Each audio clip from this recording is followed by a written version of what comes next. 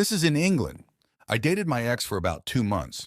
When we separated, he owed me money, and I made a money claim via the small claims court to try to get the money back.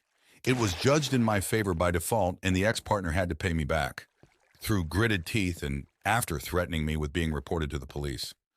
Fast forward to this week, I received an email from the small claims court where the ex-partner made a claim against me for almost £10,000. In the claim, the ex-partner wrote that the reason for the claim was identity theft. The £10,000 amount makes no sense as I never owed the ex-partner that money, and believe that this latest claim is only the ex looking for a payday under ridiculous pretense. The ex-partner is serially unemployed, lazy, and is used to trying to extort his partners for money, living off their partner's income, and there is nothing in the claim to justify that amount, except for their vague claim of identity theft, which I found ridiculous. I responded to the claim by denying any money is due to that person and chose mediation. But I'm insistent about not owing the ex a single penny. This person has been harassing me using the police and court system, and as none of the claims they made led to any kind of financial compensation, this looks like yet another attempt from the exes to try to get some money out of me.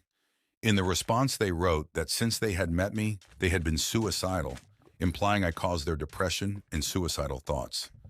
The breakup was more than 5 years ago, and I have long moved on. Is there anything that can be done to avoid vexatious claims, such as this one? Is there anything I could do?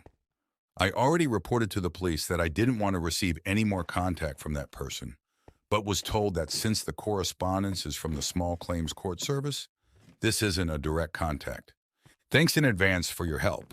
Update: I went through mediation where the mediator explained that the ex-partner came up with the £9,000 number by claiming £5,000 in compensation for distress and £4,000 for damaged items. No idea what this is in relation to, and I've never damaged any of his items' property. Is that not an abusive process? Can you actually use the small claims court to claim compensation for distress and just come up with a random number? Thanks for your help. Update: Small Claims Court preliminary hearing. Hello, I am based in England. Someone has started a money claim against me. I didn't get a letter before action, only an email to indicate it had been done and to respond. I reject all of the claims and have written so in my response. Tried mediation, but to no avail. I recently got a letter about a preliminary hearing. What happens during those? Can you present evidence in them? And if so, does the evidence need to be sent to the court in advance? The other party hasn't submitted any evidence for their money claim. Thanks. Update: This is in England. I was a defendant in a money claim made against me, which I considered frivolous. This was the preliminary hearing, this morning at 10. I showed up early like advised on this sub. Got told which courtroom this would be held in by the usher. The claimant didn't show up. This was a claim for £9,000. The judge allowed for 15 more minutes to give the claimant the opportunity to be there. He never showed up and didn't tell the court he was running late or had a reason for not being there.